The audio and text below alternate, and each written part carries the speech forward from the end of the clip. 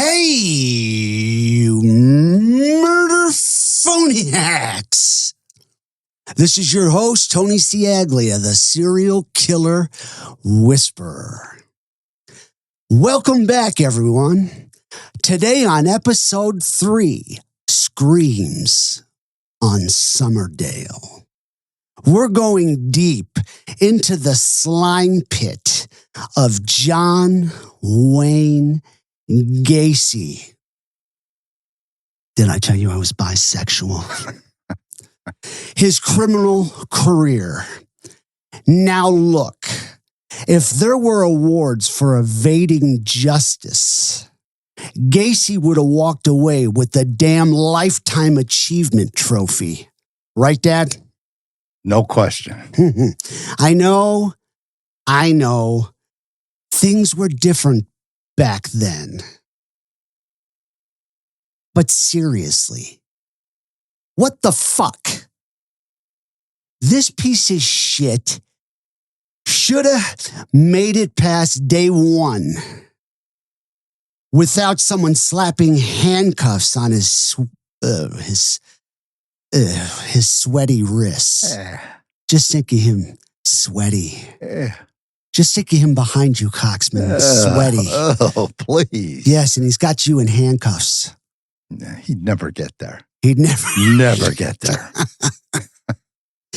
Joining me today, as always, is a man with many questions and no patience for bullshit. My co-host, my dad, the legend, the Coxman. Thank you, Tony. Very subtle introduction. I like that. Subtle. Yeah. Easy. You know, it's better than being called, said overweight retired guy that has a genuine distaste for clowns. You could have said that, but you didn't. You've never liked clowns. Never. Have you? Never. Hey, you know, before we get into this, you want to tell everybody? I mean, you got some pretty cool stuff. I will. Back to clowns, though. I mean, I personally, in my opinion, think being a clown is just an excuse to rub up on kids. I never thought of that. You're probably right. Mm-hmm. All right. What are we going to get to first? Talk about that. Should I? Oh, yeah. That's okay. A fucking work of art. This is a work of art. Many works of art that John Gacy painted in his death row cell. This is the 7 Dwarfs. And I know you're looking at it and you're thinking, wow, he really did a good job on those dwarfs. Not quite. He traced the dwarfs. The rest of it was him painting. It's, I don't know. Minor league. Minor league. Yeah. At best, minor league. And then he signed it J.W. Gacy. And you want to pick it up? Yeah, sure. Pick it up. Okay. Be careful, Coxman. Okay. Want to read the back? Yes. And on the back, he wrote, "Hi-ho around the campfire, 92. John W. Gacy." He signed it. Oil, 20/28/46. Nobody gives a fuck because nobody knows what that means, John.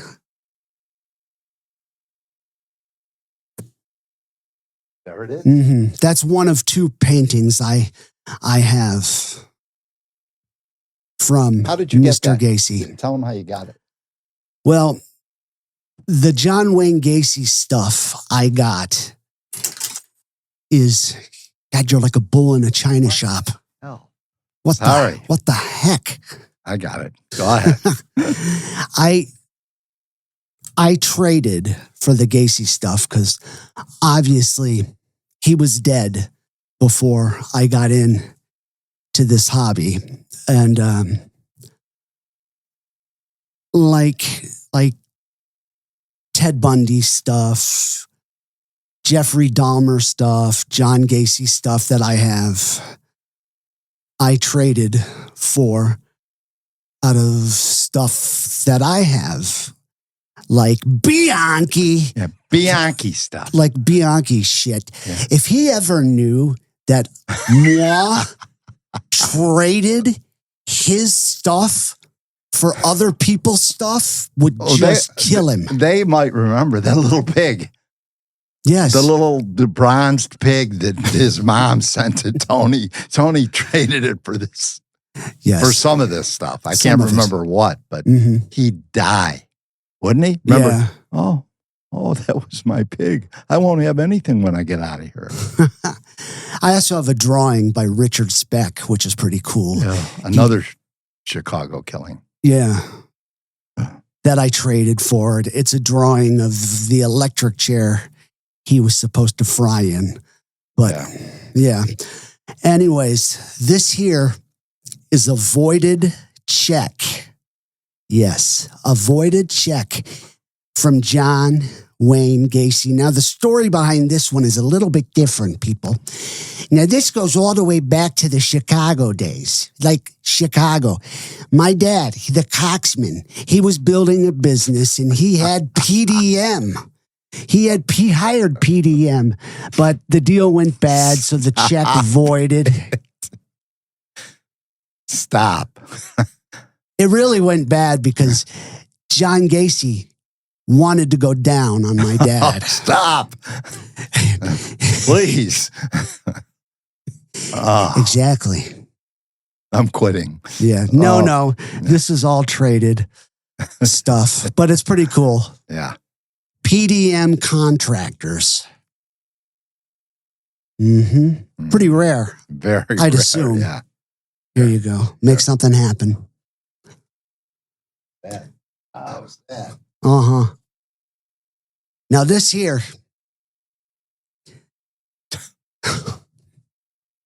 This is Bambi. Done by Gacy. And it came with this card, okay? Dear Sandy, I hope you enjoy Bambi and Thumper as much as I enjoyed doing it for you. Thanks for looking after Nick.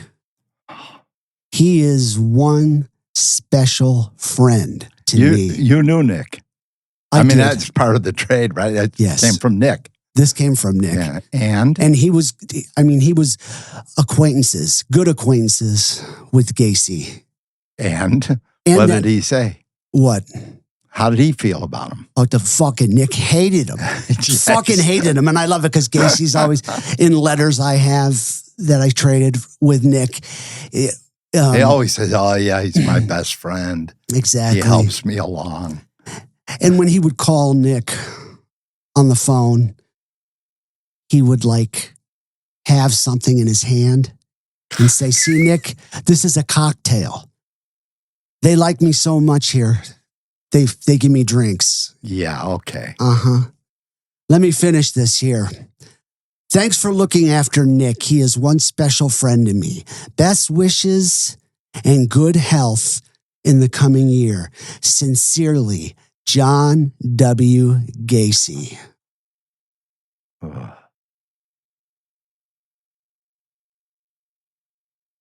Is it true that cat requested to get off of that card? Can we go? Let's do it. You have any more? You got your book. Oh, and this is my book. What year was this published? 2012. 2012. 2012. Yes. And 3 months later, remember? Yes. David Gore. was executed because of the book. Yeah. Yes. David. Scott. Rick Scott. He was the governor back then. Yeah, Rick Scott was the governor. He moved old David up 43 spots. Once he read the book. Yes. He felt David was bragging. Another asshole that slipped through the cracks, right? Yeah, we'll be talking about. But then he slipped right onto the gurney. Yes, he did. Okay. Should we roll? Roll. Okay. So, yeah, I do have a little grudge against clowns. I don't like them. Not at all. But what's really been gnawing at me, Tone, is where we left off last week. Carol Gacy. So in October 1975, John Wayne Gacy and Carol Gacy, she loved that name. Oh, She loved it. Yeah, because he was such a... He was a big shot. In society. Yeah. Aren't you Mrs. Gacy? Aren't you Mrs. Gacy? You notice, though, he's the only one who says he was a big shot in society. Oh, I know. Nobody else thinks. Everyone else thinks he's that fucking asshole. Yeah, they hated him. Yeah. Anyway, she and her daughters lived in the House of Horrors. And you would have thought when they got the divorce finalized or, they agreed that they would have moved out. But no, she doesn't move out until February. That really stuck with me. Fucking February of 1976. So October, 5 months. 5 months. Let it sink in, guys. 5 months, Carol stays in the houses with her 2 young daughter in the house. I'm sorry. While Gacy is literally hiding bodies in the crawl space and the tool shed, under the tool shed. The carpets are stained from that one guy leaking. Remember the leakage? There's strange, unexplainable odors in the house. We know what they were. Odd noises at night echoing through the house. Men's wallets lying around. Wallets that don't belong to anybody that lives there. Because that happens all the time. Always. Yeah. Gay porn she found hidden in the drawers. He left the wallets. Well, the gay porn. The gay porn he hid, right? I found some of that in my brother's house. I don't know. Maybe it was one of his friends over there. I want to give him the benefit of the doubt. I don't think you're supposed to be bringing that up here. I think Joey's on his way here right now. Random jewelry. No backstory to it. It just popped up out of nowhere. And somehow, despite all of this, she stayed. And when she was asked why, she said, well, you know what? It was rent-free, so, why not? I could take it for a few more months. Few more months? Your fucking kids are in this house. Unbelievable. It's impossible to comprehend, folks. Because this goes beyond denial. She knew there was signs that were blatant. They were screaming, red flags screaming. It's not just a failure to act. It's called silence. Complicity through silence. That's what it's called. So there, Mrs. Gacy. I'm sorry, it just really bothered me. Thanks for letting me get it out. You're heating up. I like that. I am. This is quite an episode. Now be a good coxman and have a drink. Okay, I will. I do agree with you, though, 100%.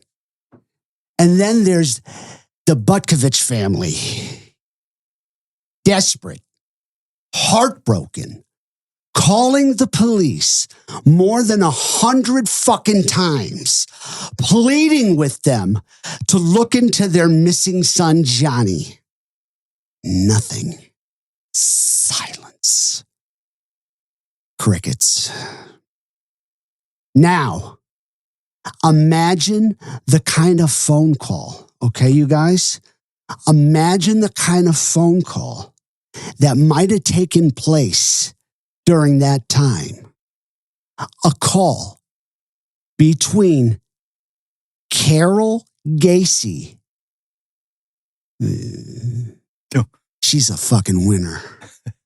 Carol Gacy and Mr. Butkovich, a grieving father trying to get answers, and a woman living in the house of a monster, doing everything she can to avoid facing the truth.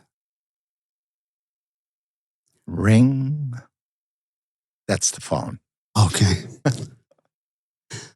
Mr. Butkovich says, Miss Gacy, I'm sorry to bother you, but our son, Johnny Butkovich, he worked for your husband's company, PDM. He's missing. We've contacted the police over and over, but they won't properly investigate your husband. We've begged them to search the house on Summerdale. Please, have you noticed anything unusual? Anything at all that might get the police more involved? I just know that Gacy had something to do with this. Phone. Ring. Carol says, I'm so sorry about your son, truly. But I just don't believe John had anything to do with it. I still live here with my 2 daughters.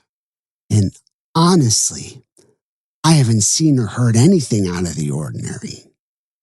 Nothing strange. Nothing that would make me think something was wrong.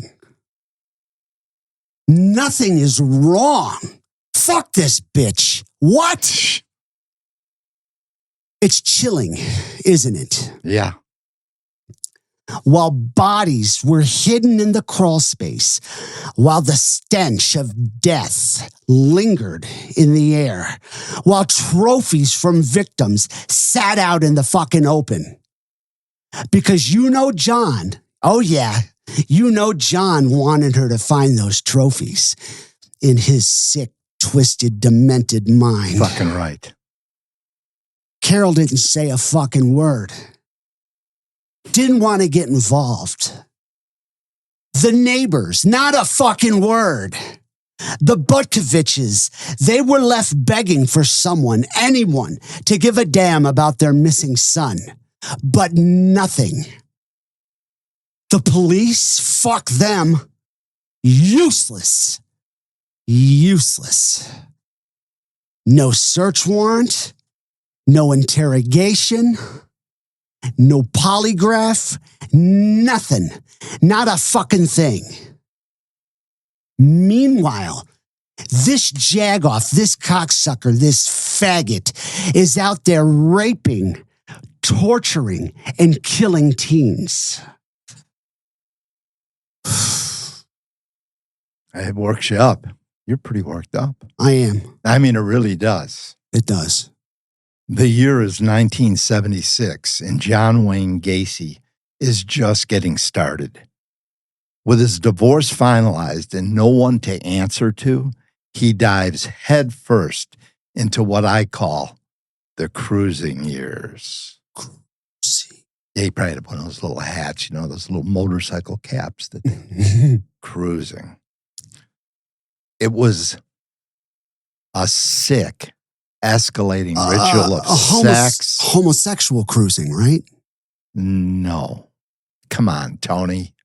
Come on. That's right. I'm bisexual. Yes, there you go. Yeah. Okay. As long as we cleared that up for him, right? Mm-hmm. It was a sick, escalating ritual of sex, torture, and murder. John is expanding his company, PDM Contractors, bringing in fresh-faced young men, hand-picked like cattle, right into the lion's den. Neighbors start whispering. Something about this clown guy just doesn't sit right anymore. The strange sounds at night, the revolving door of teenage boys. This is supposed to be a family-friendly Chicago suburb. Instead, it was a hunting ground for a predator. 1 month, just 1 month after the ink dried on his divorce papers, Gacy abducts 18-year-old Daryl Sampson on April 6, 1976. It was the last time anyone saw him alive. Gacy strangled him, shoved a cloth down his throat, and buried him under the dining room floor, where families are supposed to gather to eat. Fuck me, this guy. Ugh. Then May hits. Gacy is unhinged at this point, given his new freedom to cruise. A double homicide in one night.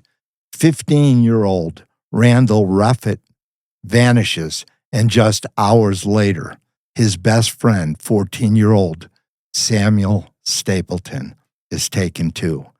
Both end up crammed into the crawl space beneath Gacy's house.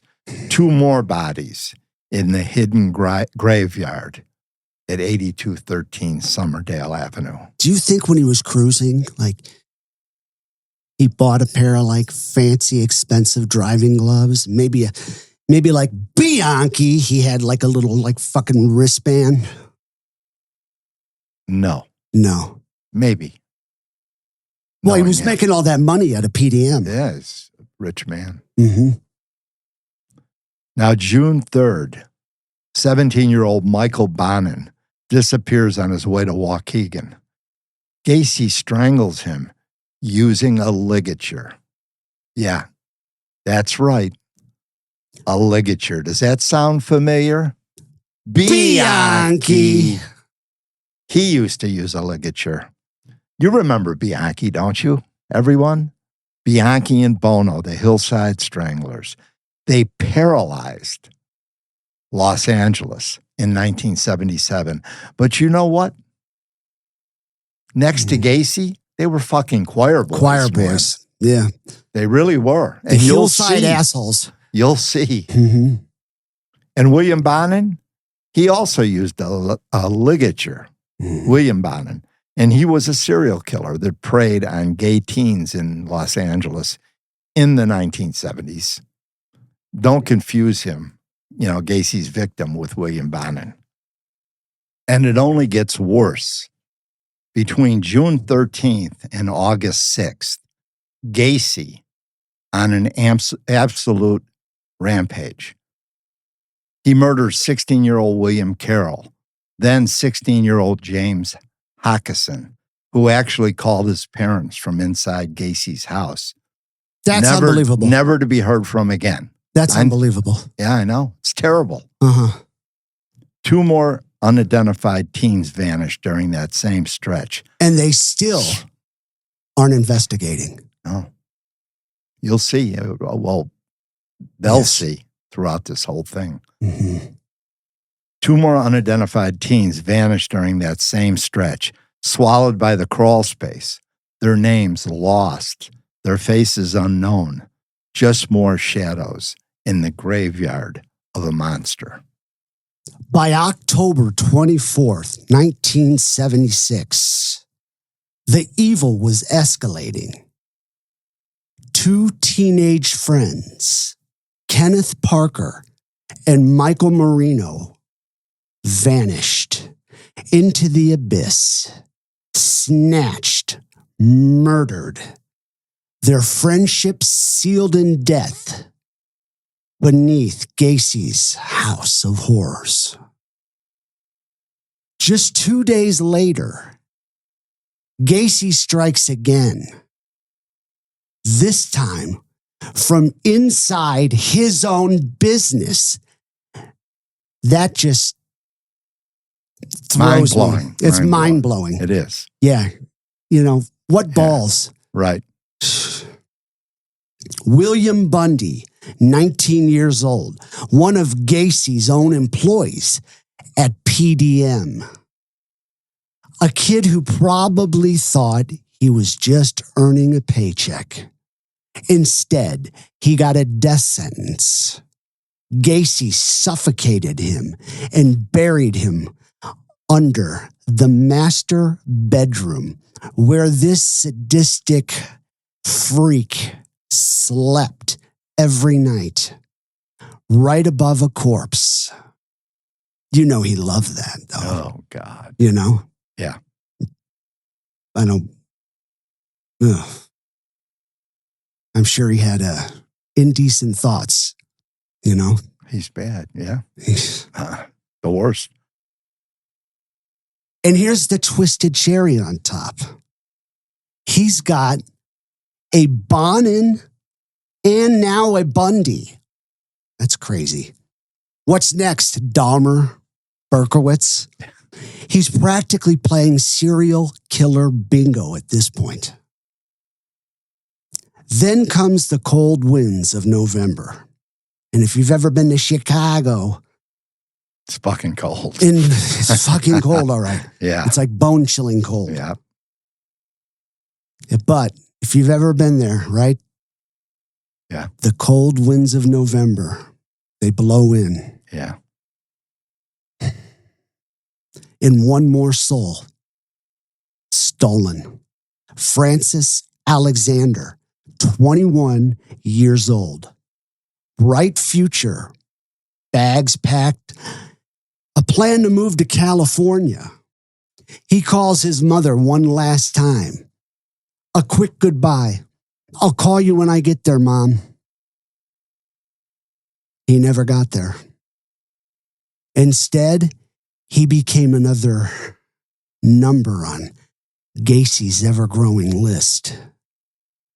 By December 1976, Gacy's killing spree continues. This time, it's 17-year-old Gregory Godzik, a PDM employee. Oh, here we go. Another PDM employee. I know.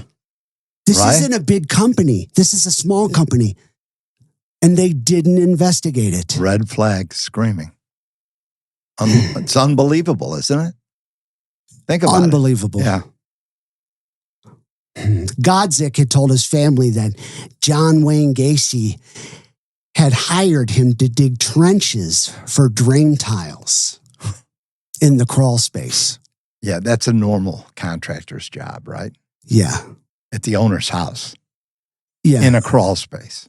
And especially an owner that has red flags popping up all over Yeah. him. Godzik's car was found abandoned. And of course, Gacy had the perfect answer for his family. He claimed Godzik had wanted to run away and even said he received a message. Oh, this is beautiful. Received a message from him on his answering machine after he disappeared. When Godzik's parents asked to hear the message, Gacy calmly said, "Oh, I erased it." Classic Gacy. Always a perfect excuse. Always one step ahead. But still a piece of shit. Let's listen how Gacy describes his victims. Gregory Godzik, let's see, number 4. Gregory Godzik had come to work for me in according to this, 1976. He came to us through Taft High School through a program. He had worked for Republic Lumber Company, and then he came to work for us. I'm not the monster image that's been portrayed of me. And the only way you can make a monster image is to make it look like I stalked the streets and picked up altar boys off the street. You know, they want to make them look like innocent babes in the woods, and I was swatting them like flies. My encounters were always by happen chance. If you pull up at a stoplight and there's somebody standing there waiting for a bus, if you give them a ride, if you ask them whether, you know, do you get in anything or you want drugs or something like that? That's how it happened. Always happen chance encountered. Dad, before I start,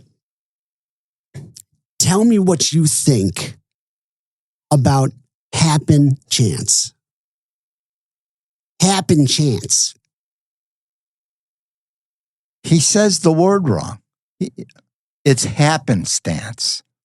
And when you listen to that, happen chance. No, he's a fucking idiot. and no, I don't believe any of that happened by happenstance or happen chance, as asshole Gacy would say. Fat doughboy piece of shit. Yeah, this piece of human filth, John Wayne Gacy, wants you to believe his victims were just happenstance, random, coincidence, as if he just stumbled upon them. He even had the nerve to imply that the young men he killed deserved it. Oh, man.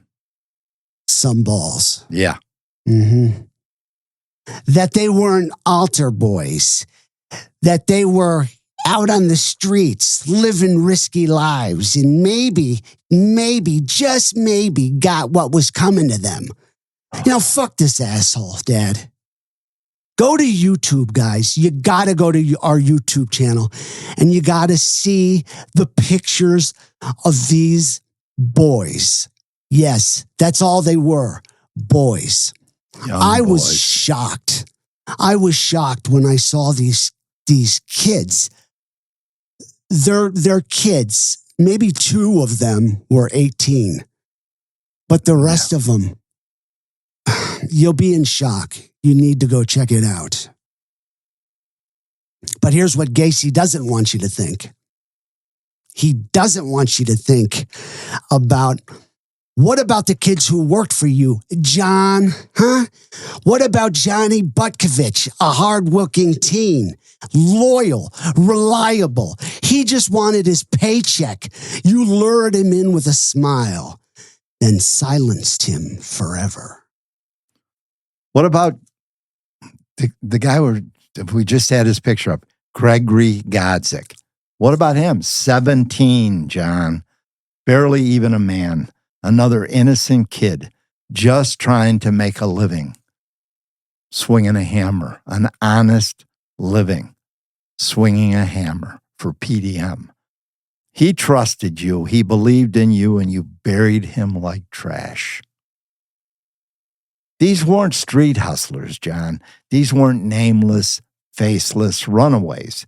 They were someone's sons, someone's brothers. And guess what, John? Even the ones you did pull off the streets, they didn't deserve to die. None of them did. You hunted them like prey. You looked at each and every one of them, looked them right in the eye. This wasn't happenstance, John. This was evil. Pure fucking evil. Consider this. Another employee has now vanished, gone without a trace. Desperate and terrified, the Butkovich family continued to turn to the police, begging them to investigate Gacy. Not just some friendly neighborhood clown, but a convicted sexual predator who had already served 18 months in Iowa for brutally sodomizing. There's that word again. Dad, I've been getting fans writing in. They want to know what that means. They know what it means. Stop it. Stop it. The records may have been sealed, but it's likely that with the right pressure, authorities could access that information. And then there's the neighbor. Yeah, the fucking neighbor. She recalled in vivid, soul-shaking detail how for years, she and her young son would be jolted awake in the dead of night by the sound of muffled screams. high-pitched, frantic, human, shouting, crying, pleading. And it all came from one place. Gacy's house. Yeah, Gacy's fucking house on West Summerdale Avenue with the nice, friendly light pole out in front. Welcoming you in. Exactly. Can you imagine that? Night after night, those gut-wrenching cries for help just drifted into the night unanswered. Now, this asshole, he's not like your average everyday serial killer. He can't get enough. He can't. No. Constantly in a frenzy. Yes, the blood is in the water. Yeah, it's what it's like. It's what it's like. It defies logic. It tears at your soul. It makes my blood boil. I don't know about yours. Oh, yeah. Oh, yeah. Yeah. Because here's a thought, lady. How about calling the fucking police? Right? Ever heard of that? Right? Yeah. You don't just light a cigarette and turn up the TV volume when someone sounds like they're being murdered next door. But no. Silence. Complacency. And while the neighborhood slept, the screams continued, and so did the killings. Fucking. At this point, you got to wonder, was this man, was he a magician? Or was he the luckiest son of a bitch that ever walked the face of the earth? Asshole comes to mind. Yeah, well, that too. Mm-hmm. A predator just hiding in plain sight, cloaked in charm and grease paint, while the body's stacked up in his crawl space. We've now stepped into the winter of 1977, and John Wayne Gacy shows no signs of slowing his murderous spree down. His appetite, his needs only grow. On January 20th, 1977, 19-year-old John Zick was lured into Gacy's trap. The bait? A car deal. Gacy promised to buy the kid's Plymouth Satellite. What seemed like a simple exchange became a death sentence. Inside that house of horrors on Summerdale, Gacy's mask slipped once again.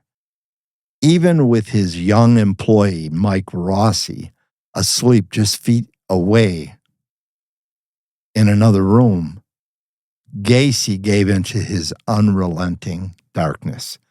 In the cold quiet of the spare bedroom, he strangled John Zick with brutal efficiency, no hesitation, no remorse, just pure, calculated evil. But Gacy's cruelty didn't stop there. Oh no, it never does. What did he do next? He sold the Plymouth to Mike Rossi, this piece of shit that was living in his house. He sold him the Plymouth for, are you ready? $300. That's the price that John Gacy put on a fucking life. $300. That's another ballsy move. Like it was nothing. Selling, yes. Yeah, selling the car. A missing kid's car. Yeah, to Mike Rossi. And when questioned about Zick later, Gacy's words oozed with the signature brand of sociopathic detachment. He was cold, flippant, inhuman. If you don't believe me, let's listen to Gacy's chilling words about Zick. They speak volumes about the monster he truly was. Just want to highlight on John Zick. You know, they want to make such an issue over John Zick and his disappearance. I think he was killed for his car, personally. And your personal knowledge of the Zick case then is my personal knowledge of the Zick case is that I had come home and Zick and Rossi were at the house. I had a few drinks. I went to bed. When I woke up the next morning, Rossi was sleeping on the couch and Zick was dead on the floor. I went about my own business and he was gone later on. And where did he go? Where did he end up? I assumed he ended up in the crawl space. Did you see him being transported down there? No, wasn't present. Didn't do the transporting. But when he was dead on the floor? He was dead on the floor, yes. And did you have a conversation with anybody about that? No. In other words, I just kept my mouth shut because I didn't want to get involved. My idea was to just stay out of it. Wow, just listen to this asshole. When Gacy talked about the night John Zick died, you know, there was this like chilling, nonchalant, like, I don't give a care, right? Oh, yeah. Attitude in his voice. You heard it. He sounded more bothered than remorseful. Yeah. He says he had a few drinks, fat fuck, with Rossi and Zick, then went to bed. When he woke up, Rossi was passed out on the couch and Zick was just dead on the floor. He felt that, well, in my professional opinion, I believe Zick was murdered for his car. He didn't panic. He didn't even ask what happened. No concern. Serial killer. Yeah. Sociopath. Oh, yeah. He felt he was killed for his car. Beautiful. And what about when he came home later? And Zick's body, it was gone. Yeah. No questions. No follow-up, he insists. He didn't kill him. He didn't really say that on there, though, if you noticed.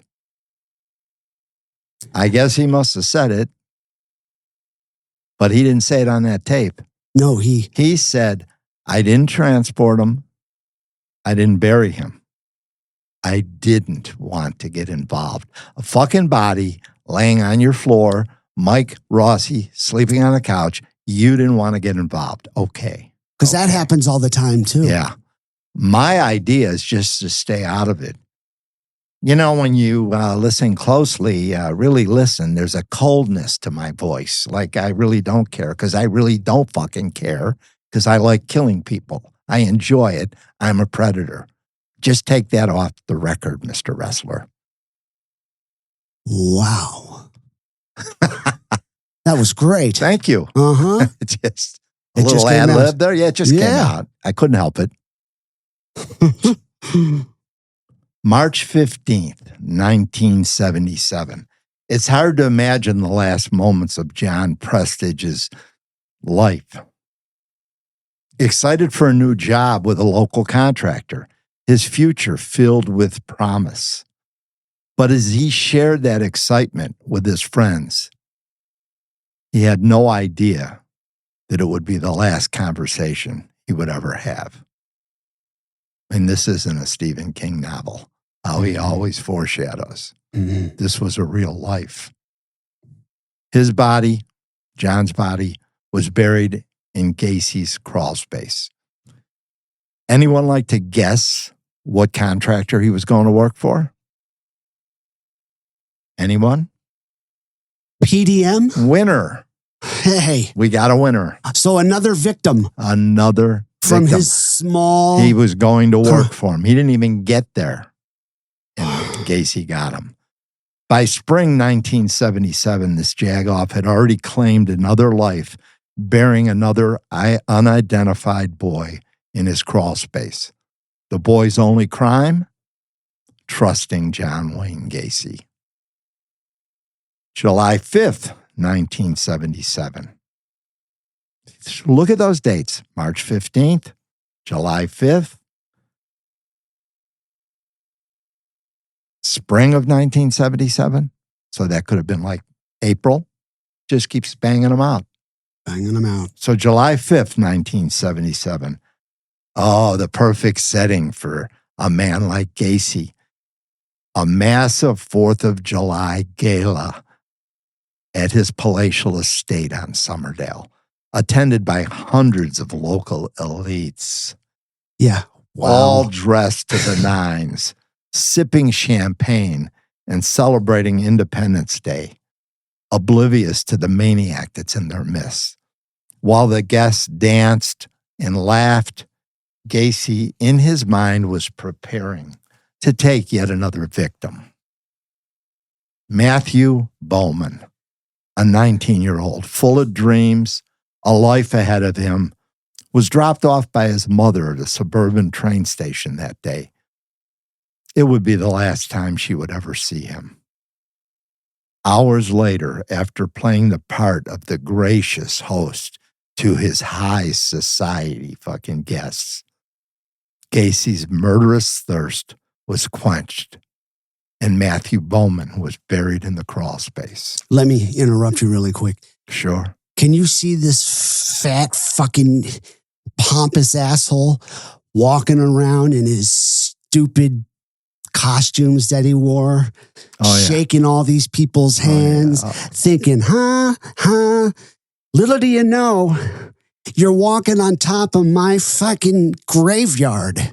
Yeah. You know, he loved that. He loved it. The hand that they were shaking would be holding a shovel a few hours later. I bet you they didn't think of that, did they? No. Until later. Oh, man. In August 1977, a crack appeared. Little Mike Rossi, this piece of shit, Gacy's shady protege. He was arrested for stealing gas while driving the car that once belonged to a dead John Zick. A car he said Gacy sold to him for $300. Recall that Zick was strangled and buried in January while this scumbag Rossi was living under Gacy's roof. When confronted, Gacy didn't flinch, with that trademark smirk stretched across his face. He claimed to the police, John Zick just sold me his car. And then he vanished, just like that. Skipped town. I don't understand it, but he was gone. But the VIN number told a very different story. It screamed, something is not right here. But in typical fashion, the police, they didn't press him. They didn't dig any deeper. They simply accepted this sociopathic piece of fucking garbage Gacy. They accepted his word again, and they moved on. By this time, at least three of Gacy's employees had mysteriously vanished. The distraught parents of John Bukovich, they were pounding at the police department's door, begging someone, anyone, please investigate this monster in clown makeup. And yet, nothing. No urgency. It's hard not to ask the obvious question here. Why were the police ignoring this? How many red flags have to be soaked in blood before someone finally listens? Man. You know, by the end of 1977, this so-called pillar of society, even though usually when I hear pillar of society, it usually means they're pieces of shit, unbelievably adds another 6 young lives to his growing body count.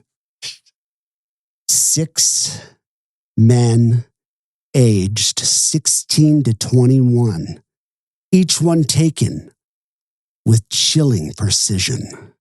On September 15th, 1977, the first of these victims was 18-year-old Robert Gilroy, the son of a Chicago police sergeant who lived just 4 blocks from Gacy's house. A police sergeant's son. Do you think he knew that going in? No, I doubt it. Yeah. He was just off the fucking, Yeah. he was going crazy. So Gilroy, police sergeant's son, lives just 4 blocks from John Gacy. The last time anyone saw Robert, he was walking away from his home, only to vanish into the same dark abyss that had already claimed so many before him. On September 26, 1977, there was 19-year-old John Mowry, a U.S. Marine, who disappeared after leaving his mother's house. Gacy, ever the opportunist, took advantage of this young man's trust, strangling him and burying him like the others in the crawl space. Can I say something here? Please. He's a Marine. Mm-hmm. And if you're on YouTube, you see his picture. I don't believe for a second that this doughboy little queer took on a Marine, overpowered him, put cuffs on him, tricked him. And I believe the only fucking way he got the better of this guy, the guy trusted him for a second and he chloroformed him. Guaranteed you. He did not beat up a fucking Marine. You see those kids, you look on YouTube, you see them 15 years old, 14 years old. They're in middle school. 16 years old. Those are the kids that he imposed his will on. A Marine, yeah, he's out of control. He fucking drugged him. Guaranteed. Had to have. Yes. I'm sorry. When I saw that, I had to say something. Yeah. Thank you for butting in, though. I like it. You're welcome. You're good this one. You're really good. Oh. Then, on October 17th, 1977, 21-year-old Russell Nelson was last seen outside a Chicago bar. According to his friends, he was looking for contracting work. But his life was tragically cut short. When he crossed paths with Gacy, just like the others, he was murdered and buried without a second thought.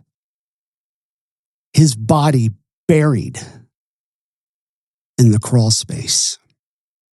Early in November 1977, 16-year-old Robert Wentz became Gacy's next victim, a young boy whose life was taken in the dead of night. 16. Adding yet another name to a list that was growing far too long. On November 18th, 1977, 20-year-old Tommy Bowling was last seen leaving a Chicago bar.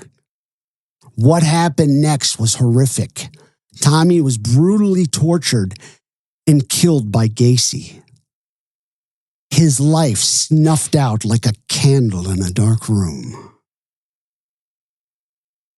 Tragically, on December 9th, 1977, U.S. Marine David Talsma, just 19 years old, another Marine. Yeah. Disappeared on his way to a rock concert in Hammond, Indiana. Gacy strangled him with a ligature and buried him in the crawl space, adding another young soul to his collection. I want everybody to go to YouTube. Look at this guy. Look at this Marine. You tell me if that fat doughboy could take him. You tell me. No. There's no fucking way. He was out of control, so he had to do what he had to do. He used a gun or he used a chloroform or something. He didn't take those guys. Maybe the 16-year-old. Yeah. Piece of shit. All I know, though, is just fucking kill me. Just fucking kill me. Oh, yeah. I don't want to get raped. You imagine getting raped by him? No. You know? No. You know, Tony? Yeah. This is just, it's too much. It's just too much. Think about this. From April 1976 to December 1977, just over a year and a half, this piece of shit, bottom-dwelling cocksucker, fucking doughboy, murdered 24 young men, most of them teenagers. That's unbelievable statistic. 24 in a little over a year and a half. Oh. And he had to have some help. Nobody will ever convince me that this fat fuck didn't have some help. Right? Yeah. We all know how horrific Gacy was. But when you look at each boy, each date, each life stolen, it stops being just numbers. It becomes unbearable. It becomes real. And it forces you to ask some really painful questions. Who helped him? Where was his fucking wife, Carol? Where was she? She lived in the house, that house, where the stench of death seeped up through the vents. How could she not have known? I'll tell you where she wasn't. She wasn't getting any of that dick anymore from Gacy. You know, because remember, never did. I am not going to fuck you anymore. Yeah. Well. Because I'm bisexual. Yeah. She never did get it. You don't think so? No women got a dick in that house. Only teenage boys. Oh, it's terrible. terrible. Makes you sick thinking about it. And they were all raped. Yeah. And where were the neighbors? The ones who heard the fucking screams. They saw young boys going in and out of Gacy's home. They didn't think that was weird. They saw young teenage boys go in and never come out. Why didn't they say something? Anything. They could have said. Anything. Not one record of a neighbor calling the cops. No. And I was just going to say, but more than anything, where in the hell were the police? Why didn't they connect the dots? Why didn't they listen to the families, talk to the neighbors? Why didn't they get a search warrant sooner? So many lives could have been saved. So many young boys might still be alive today if someone, anyone, had just done their job. Mm-hmm. You know? It's not a failure, man. It's a fucking tragedy. My friend John in Dallas, yeah, you know, he told me he was kind of attracted to Gacy. He'd like to fool around with him a little bit.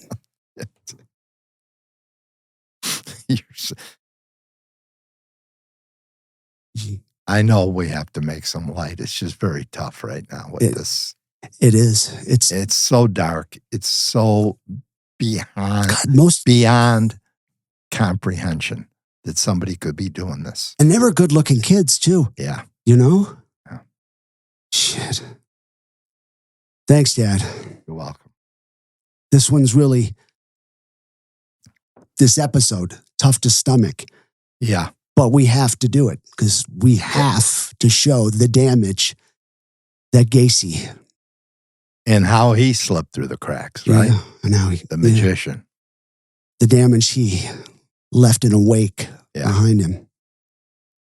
Each victim was just another number, another name that slipped through the cracks of a broken system until the truth finally clawed its way to the surface and exposed Gacy's monstrous deeds.